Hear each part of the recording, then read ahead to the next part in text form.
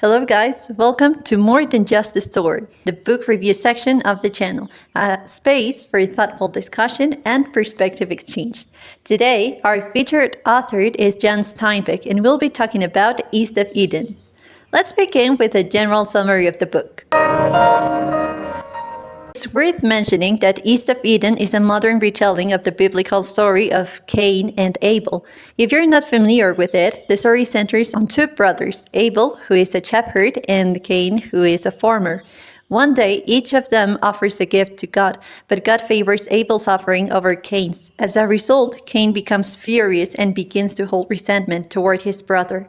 Although God warns him about these feelings, Cain ignores the warning and ultimately kills Abel. God then punishes Cain by marking him and condemning him to wander for the rest of his life. At the end of the story, Cain begs for forgiveness, and according to the book, he receives a word from God, Temshel. Now that we're on the same page, let's continue. The novel begins somewhere around the first years of the 20th century, and it follows the life of different characters, starting with Samuel Hamilton and his wife Lisa. At first, the story explains how they arrived in the Salinas Valley and how their family grew. Later on, it explores the specific traits of each of their children, as well as important events in Samuel's life. Then we meet Adam Trask. Adam is the son of a father who does little more than keep him alive, especially after Adam's mother dies. His father later remarries, and Adam's stepmother takes care of him and later of Charles, Adam's half-brother. Charles is younger, impulsive, strong-willed, and physically robust. Adam's stepmother, on the other hand, is quiet and reserved, yet physically strong and resilient. Thereafter, we meet other very important characters such as Kathy, Lee, Aaron, Carl, Lisa, Will, Tom, Desi, Olive, and some others. Throughout the book, we see these characters experience family conflicts, lies, emotional struggles, and most importantly, the role of decision-making and the human struggle between good and evil. Now, there's a warning. I'm going to give a general description of the characters and then I'll move on to the messages of the book. So if you've read it and don't feel like a quick recap, you can skip this part onto the minute here. If you haven't read the book yet, these descriptions might help you to get to know more about the characters, but it contains a few spoilers. And later on, the messages at the end of the video will have some spoilers too. So if you want to read the book before, you might want to pause the video right here and save it for later. Samuel is a charismatic man who enjoys reflecting on the world and how things work. He likes to invent things and patent them. However, none of his creations make him rich. Still, he never gives up on creating or thinking. Throughout the book, he is one of the few people who does not trust Kathy, and when Adam becomes apathetic toward the world, Samuel helps him. He is also friends with Lee. Adam Trask grows up with a distant father who provides for him physically but not emotionally, and his stepmother becomes the only person for whom Adam feels genuine love. As a child, Adam fears both his brother and his father. He sees his father as authoritarian and his brother as intelligent but violent. As a result, his feelings toward them are not love, but a mix of respect, fear, and, if at all, for his brother, a limited affection. At 15, Adam's father forces him to join the army, believing it will strengthen his character. However, Adam develops a deep aversion to killing, which leaves him even more internally confused. For years afterward, he lives without purpose, simply surviving and drifting. When he marries Kathy, Adam briefly finds a sense of purpose. Later, after being shot and with Samuel Hamilton's help, he begins to recover. He starts taking responsibility for his life, his home, and his twin sons. From a very young age, Kathy shows no need for acceptance, yet people are naturally drawn to her. She is described as beautiful, intelligent, and highly manipulative. Kathy feels little to no emotional connection to others. Her main motivations are ambition, self-preservation, and occasionally fear. Moral and legal boundaries mean little to her, and throughout the book we see her harm others without remorse. Aaron is introduced as a gentle kid and idealistic. As a teenager, he refuses to acknowledge evil in the world. He creates an idealized vision of goodness and expects everyone, including himself, to live up to it. When reality fails to meet this ideal, Aaron breaks. He cannot accept the coexistence of good and evil within himself or others. Cal, Aaron's twin, is clever, fearless, and emotionally complex. Unlike Aaron, he recognizes the darkness within himself and struggles constantly to control it. While he doesn't deny his capacity for harm, he actively fights against it. Lee is the servant of the Trask family, although he takes an active role in their life to the point of becoming like a family member and a really important emotional support. When there were difficult situations, Lee continues to learn and grow and care for others. He is self-aware, thoughtful, and realistic. Rather than idealizing people, he observes them carefully and understands their motivations. Now, what is the message of this book? Of course, this is my opinion. This book left me with many meaningful messages. One of the most important is Timshel, of course, which I see as a core idea of the novel.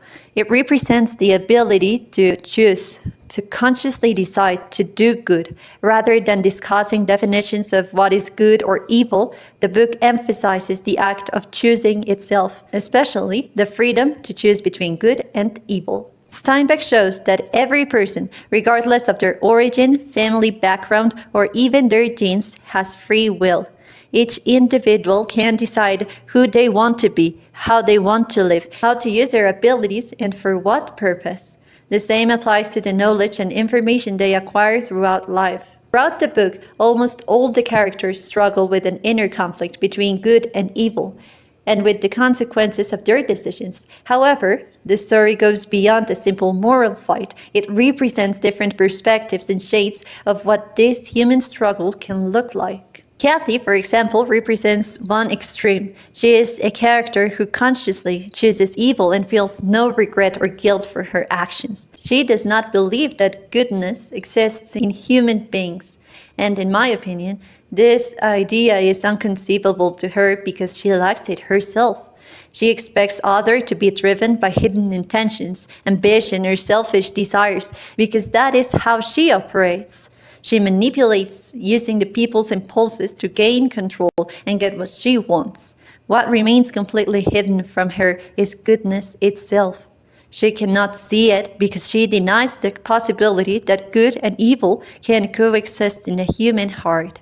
In a more immediate sense, Kathy also teaches that appearances are not always reliable. Something can seem pleasant or harmless on the surface and still be deeply harmful inside. The novel shows the consequences of trusting appearances without questioning them. On the opposite end of this spectrum, we find Aaron's vision of goodness. He gradually, though quite quickly, begins to deny the existence of evil and sin in human beings. Anyone who does not fit his idealized image of purity is, in his eyes, broken or lost and in need of redemption. What is truly inconceivable for him is that someone might not want to be pure. Aaron refuses to acknowledge the evil within himself and therefore the existence of an inner fight. His choice is to ignore its existence, even though it is present in everyone. Moreover, he expects others to live according to his idealized standards as well. When reality fails to meet his expectations, as happens when he discovers the truth about Kathy, his worldview collapses. At first glance, Aaron's perspective might seem naive. After all, good and evil are evident in the world. However, beyond this literal interpretation, his struggle invites us to reflect on moments in our own lives when we idealize people or situations. For instance, when we have a fixed image of someone close to us, a partner, a family member, or a friend, it can be difficult to imagine them acting in ways that contradict that image. When they do, even if their actions are not intentionally harmful, it can shatter the vision of them we created in our minds. In this sense, Aaron's perception can be relatable. He also represents the way we idealize abstract concepts such as justice, friendship, relationships, beauty, or even life itself. The book encourages us to question how often we compare real experiences with these ideals and how we react when reality does not align with them. Rather than warning us of the same fate Aaron meets, the novel invites us to clarify what we want and believe in. while also remaining open to other perspectives and possibilities. It challenges us to think about how we will act when life does not meet our expectations. Between these two extremes lie the characters who exist in the middle. Adam, for me, represents indecision. During the time he wandered and after what happened with Kathy, he did almost nothing. Literally. He could walk, eat, survive, basically, but he did nothing beyond that, despite the fact that his sons needed him. I think he represents the idea that indecision is also a choice. The book shows us that not choosing has consequences too, and that even if we decide to remain motionless, things won't get solved and life will continue happening. Lisa Hamilton initially appears to act according to a literal understanding of biblical teachings without seeking deeper interpretations. At first, I thought this represented how people sometimes believe they are doing good without examining the foundations of their beliefs. However, I later understood that Lisa represents a grounded way of living one's principles without idealizing them excessively. She clearly distinguishes right from wrong and tries to guide her family accordingly, but she does not demand that others live by her exact standards. Unlike Aaron, she does not fall apart when circumstances contradict her expectations. Instead, she navigates difficult situations with steadiness, holding on to her beliefs without imposing them. Cal, on the other hand, is deeply aware of the darker impulses within himself. He experiences a kind of satisfaction from hurting others, especially emotionally, but he also understands the difference between good and evil. Unlike Aaron, he does not deny his darker side. Instead, he actively struggles against it, trying not to harm the people he loves. He does not excuse his behavior, even if he sometimes feels self-pity, and he continues to fight against his worst impulses. Through Cal, the book suggests that acknowledging both sides of ourselves is essential in deciding who we want to be. It shows that we all face inner conflicts, and that true courage lies in recognizing the parts of ourselves we don't like, alongside the parts we value. Only then we can consciously choose our actions. Cal's story also reminds us that even when we know what we want to be, following that path is not always easy, especially during difficult moments. As we can see when he tells Aaron the truth he discovered so long ago, just because he felt mad, one of the most powerful lessons he represents is that goodness or evil is not inherited. Regardless of our background or upbringing, we are responsible for who we become. The responsibility may feel heavy, but it comes with a great gift: freedom. Finally, Lee embodies a more complete understanding of Timshel. He knows who he is and who he wants to be, and he understands the motivations behind his actions. He does not rely on idealized notions of good or evil. Instead, he recognizes human imperfection and responds to situations as thoughtfully and realistically as possible.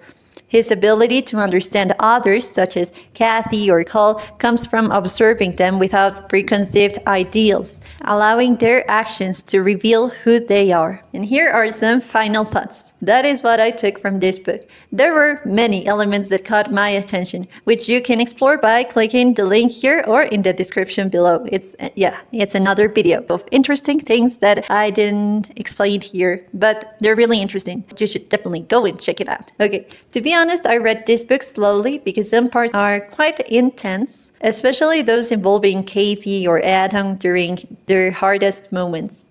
However, nothing feels excessive or disturbing beyond what one might expect after some pages of reading it. The descriptions are simple, but they are engaging and help bring the setting and atmosphere vividly to life. Steinbeck's writing made it easy for me to connect with the characters' emotions and desires. At the same time, he does not explain everything explicitly. He leaves enough unsaid to invite reflection and personal interpretation. And for readers who do not tend to analyze deeply, the characters' motivations will very probably remain clear and relatable. It's everything for today. Give it a like and don't forget to subscribe. See ya!